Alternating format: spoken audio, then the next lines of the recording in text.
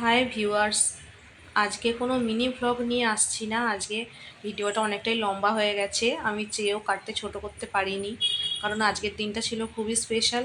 আজকে আমি সকাল সকাল উঠে পড়েছি। উঠে চা বিস্কুট খেয়ে আমরা দুজনে বেরিয়ে পড়েছিলাম। তোমরা নিশ্চয়ই ভাবছো যে এত সকাল সকাল আমরা কোথায় যাচ্ছি। আজকে আমরা যাচ্ছি আমার দাদার সাথে দেখা করতে। অনেক দিন পর আমার দাদা আসছে, তাই আমরা তার সাথে দেখা করতে গিয়েছিলাম। অনেকটাই দূরে ছিল স্টেশন আমাদের ঘর থেকে, তাও আমরা দাদার সাথে দেখা করতে গিয়েছিলাম, কারণ অনেক দিনই দাদার সাথে দেখা হয়নি। দাদা দেশ থেকে আসছিল, তাই আমরা স্টেশনে দেখা করতে যাচ্ছি। আমরা আসার সময় দাদার জন্য নাস্তা কিনেছি, কিন্তু ট্রেন যদি লেট করে তাহলে নাস্তা ঠান্ডা হয়ে যাবে। ওভারব্রিজে উঠে পড়েছি, আর একটুখানি এলেই স্টেশনের কাছে চলে আসবে। দুটো রাস্তা ছিল স্টেশনে যাওয়ার, কিন্তু আমরা মেন রোড দিয়ে যাইনি তাড়াতাড়ি যাবার জন্য, কারণ যদি ট্রেন চলে আসে তাহলে আমাদের লেট হয়ে যাবে। দেখো যে ট্রেন স্টেশন চলেই এসেছে। আমরা এবার গাড়িটা রাখবো, রেখে তারপরে স্টেশনে চলে যাব। স্টেশনে চলে এসেছি আমরা প্ল্যাটফর্মের ভিতরে, আর আমরা ট্রেন আসার জন্য অপেক্ষা করছি যে কখন ট্রেন আসবে।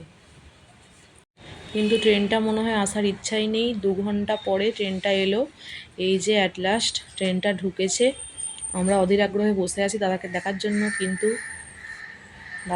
কিন্তু দাদা একদম লাস্টের দিকে কম্পার্টমেন্টে আছে বলে দিয়েছে যে, তাই জন্যই আমরাও শেষের দিকেই দাঁড়িয়ে আছি। এবার ট্রেনটা আস্তে আস্তে স্লো হচ্ছে। ফোনটা আমি ভিডিওটা করতে পারবো কি জানি না, তবে আমি চেষ্টা করব যে ভিডিওটা করার, কারণ ভিডিওর চক্করে থাকলে দাদাকে হয়তো দেখতে পাবো না, কখন কম্পার্টমেন্ট টপকে চলে যেতে পারে।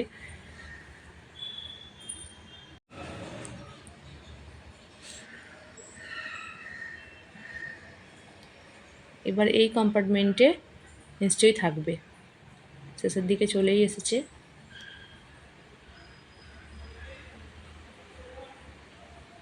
আমরাও ট্রেনটার সাথে সাথে ছুটছি, কারণ যদি দাদা যে কম্পার্টমেন্টে ছিল যদি টপকে যায়।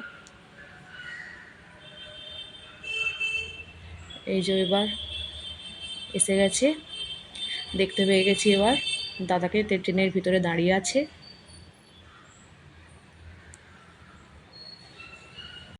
এই যে আমি আর ভিডিও ঠিক করে করতে পারিনি। ওই যে আমার দাদা নামছে।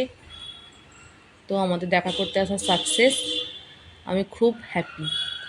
তোমাদের আমার ভিডিও কেমন লাগলো তোমরা অবশ্যই জানাবে। ততক্ষণের জন্য টাটা।